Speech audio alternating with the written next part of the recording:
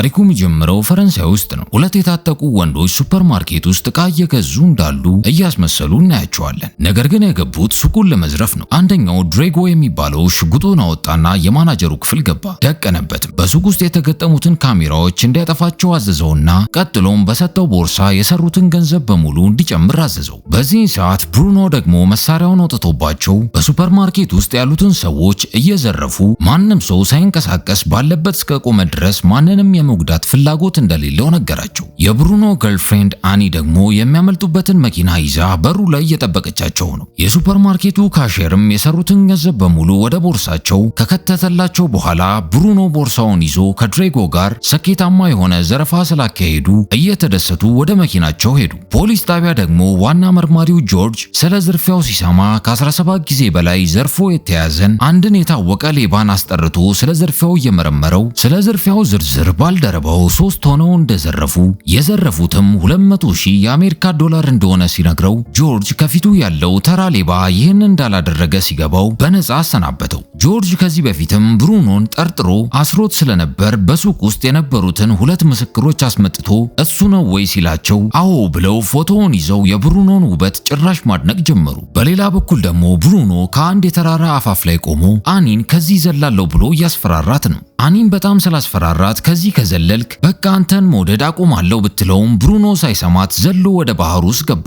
ደቂቃዎች ቢያልፉም ብሩኖ ግን ተንሳፎ ወደ ላይ አልወጣም። ቦይፍሬንዷ የሞተ የመሰላት የተጨነቀችው አኒም ልትፈልገው ወደ ባህሩ ዘላ ገባች።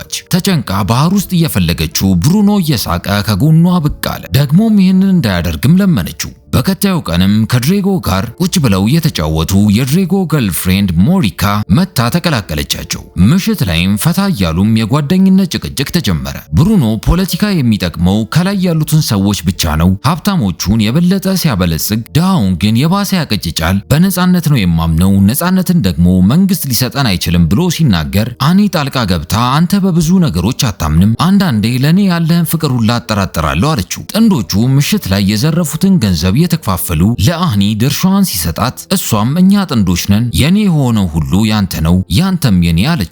ብሩኖም እኔ ግን የኔን ድርሻ ብዙ ጊዜ እርዳታ ለሚጠይቁኝ ሰዎች ሰጠዋለሁ፣ አስቤዛም እገዛበታለሁ አላት። አኒም በዘረፍነው ገንዘብ የፈለገ ጥሩ ነገር ብትሰራበት ብዙ ሰዎች ደግሞ በተመሳሳይ ተይዘ እንድትታሰር ይፈልጋሉ፣ አትርሳው አለችው። ብሩኖ ደግሞ ከሀብታሞች ስለሆነ የሚሰርቀው ምንም አይነት ስህተትም ሆነ ጥፋት የለብኝም ብሎ ነው የሚያምነው። ምክንያቱም ደግሞ ሀብታሞች ስህተት ቢሰሩም ይሸፋፈናሉ እናም አያዙ። በዛው ወራትም 3ቱ የተለያዩ ሱቆችና ሱፐርማርኬቶችን እየገቡ ዝርፊያቸውን አጣጥፈውታል። በአንድ ቀንም ሰብሰብ ብለው እየበሉ የብሩኖ ያጎቱ ልጅ ፓትሪክ ወደ እነሱ መጣ። እናም ፓትሪክ ቀጣዩ ዝርፊያችሁ ላይ መሳተፍ ፈልጋለሁ አላቸው። ብሩኖም እሺ፣ ነገር ግን እቅዳችንን እንዳታበላሽብን መጠጣትም ሆነ ማጨስ ከዘረፋው በፊት አይቻልም አለው።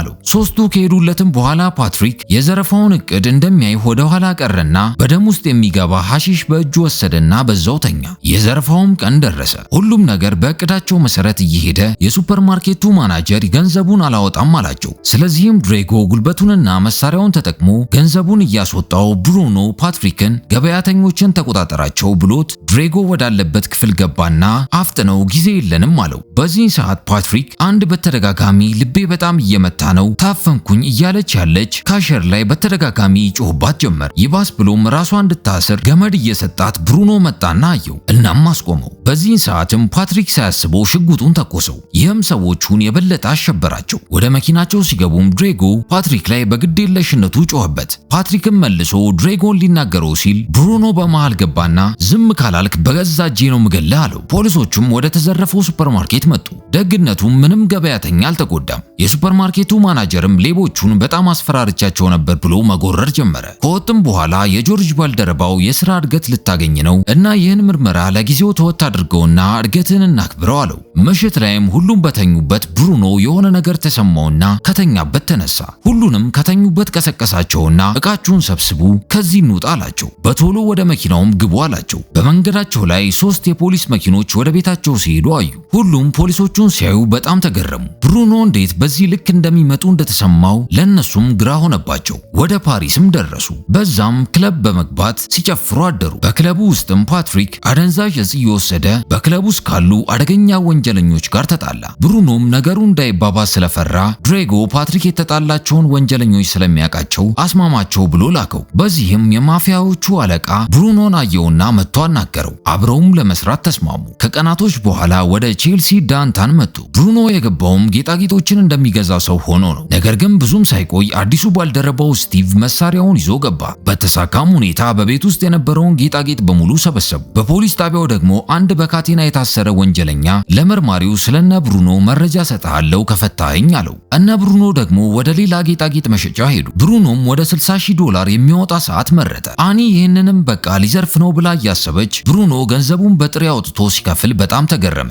ጥንዶቹም ጥሩ ጊዜ እያሳለፉ መርማሪው ከወንጀለኛው ባገኘው መረጃ መሰረት የብሩኖን ባልደረቦች ፖሊሶች አንድ በአንድ ማሰር ጀመሩ። በመጨረሻም ወደ ብሩኖ መጡና እሱንም አሰሩት። በጣቢያውም ጆርጅ ብሩኖን ስለ ሌሎቹ ወንጀለኞች ሲጠይቀው ብሩኖ አላቃቸውም ብሎ ካደ። ስለ ገርልፍሬንዱም ሲጠይቀው ከመንገድ ላይ አግኝቻት ነው ከአንድ ቀን የዘለለ አላቃትም አለው። ጆርጅ እየዋሸው እንደሆነ ስለገባው ብትክድም አኒ በተባባሪነት እስከ 5 ዓመት መታሰሩ አይቀርም አለው። ይህን ሲሰማም ብሩኖ ተናዶ አኒን ከለቀካት የሰሯቸውን ወንጀሎች በሙሉ እናዘዝልሃለሁ አለው። መርማሪውም በዚህ ተስማማና እንደሚለቃት ቃል ገባለት። ሌላ ፖሊስም መጥቶ አኒን ይዟት ሄደ። ብሩኖም የእስር ቤቱ ጠባቂዎች እንዳይወስዱብኝ ስታሰር የእጅ ሰዓቴን እኔው ጋር እንዲቆይ ብቻ አስደርግልኝ የአባቴ ማስታወሻ ነው አለው። መርማሪውም ፈቀደለትና መስማት የሚፈልገውን ወንጀሉን በሙሉ ተናዘዘለት። ሲወጣም ብሩኖ አኒን ለመጨረሻ ጊዜ አቅፎ ተሰናበታት። ፍርዱን ወደሚጠባበቅበትም ማቆያ ወሰዱት። በዛም ሊዩ ከሚባል ጎልማሳ ጋር ተዋወቀ።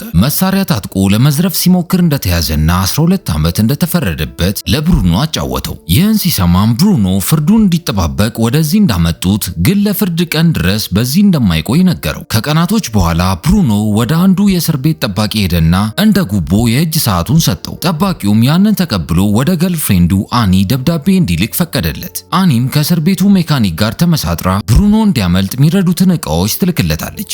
በአንድ ቀን ምሽትም እስር ቤት ውስጥ ሉ ዞሮ የሚፈትሸው ጠባቂ ተራውን ፈትሾ እንደሄደ እያየ ሲነግረው ብሩኖ አኒ በላከችለት ዕቃዎች ተጠቅሞ የመስኮቱን ብረት ነቅሎ ከታሰሩበት ክፍል ወጡ። በመቀጠልም ረጅም ገመድ ከእስር ቤቱ ግንብ ወደ ውጪ ወረወረና ተሳክቶለት ገመዱን ግንቡን አልፎ ያዘለት። ብሩኖም በገመዱ ተንጠላጥሎ ወጣ።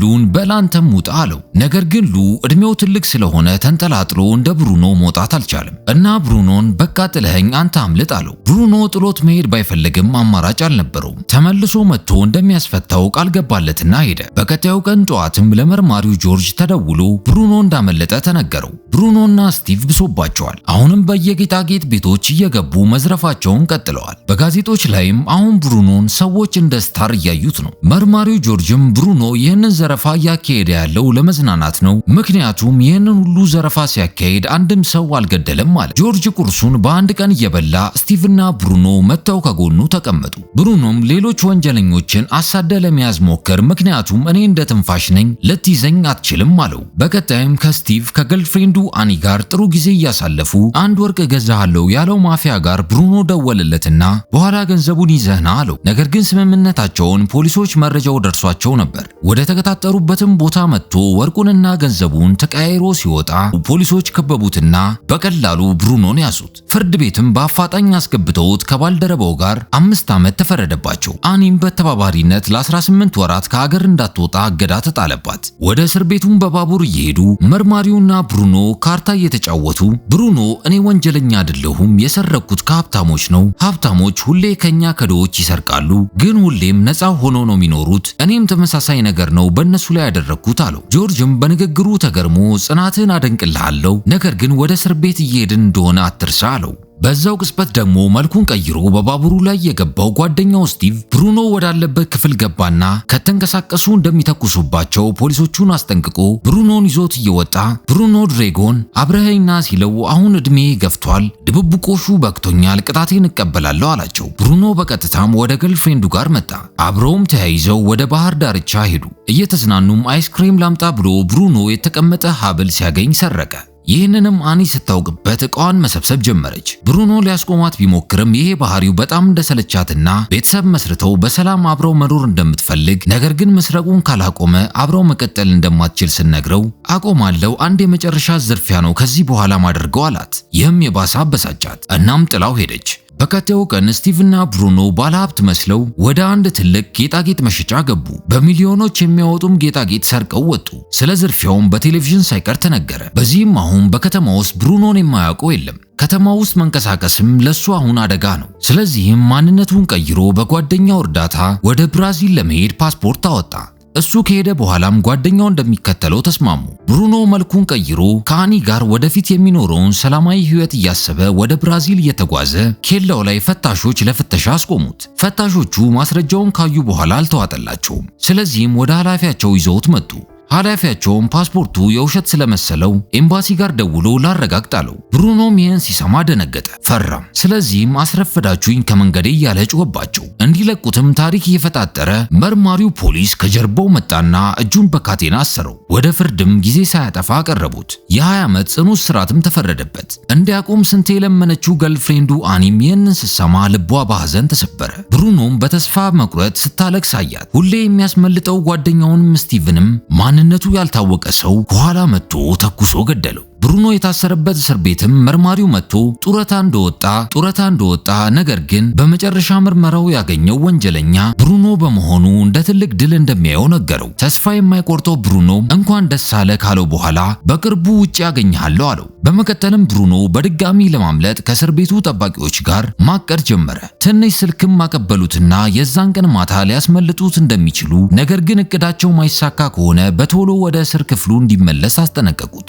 ማታም ላይ ብሩኖ በእቅዱ መሰረት ወደ በሩ ሲሄድ በሩ ዝግ ነው። ደውለውም እቅዳቸው ስላልተሳካ ወደ ክፍል ተመለስ፣ 2 ፖሊሶች ወደ አንተ እየመጡ ነው አሉት። ነገር ግን ብሩኖ ምሽቱን አምልጦ ማደር ስለፈለገ እዛው ያለ ቁምሳጥን ውስጥ ተደበቀ። ነገር ግን በእጁ የያዘው ስልክ ጮኸበትና ፖሊሶቹ አገኙት። ከክፍሉ ስለወጣ መቱት። ነገር ግን ተስፋ የቆረጠው ብሩኖ ከእስር ቤቱ ፎቅ ላይ በመስኮቱ በኩል ዘሎ ራሱን አጠፋ።